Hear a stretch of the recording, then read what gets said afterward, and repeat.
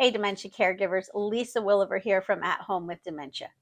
So, if you're caring for a loved one with mild to moderate dementia, you may feel guilty at times because you feel like you're moaning about it or that you're complaining and you're kind of torn because you're caring for someone you love very much and you think you really shouldn't be moaning.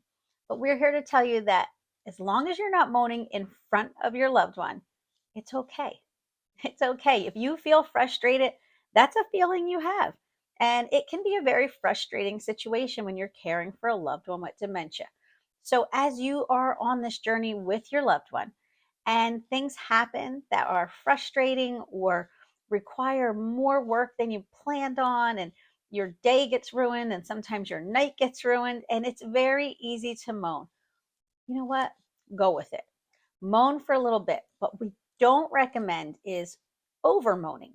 So we want you to get that frustration out because that's healthy. But then we want you to problem solve.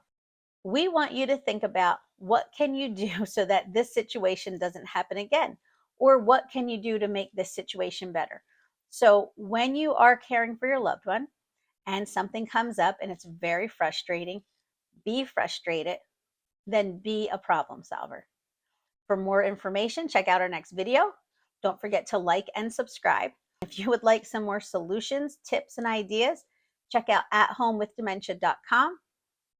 Thanks for watching.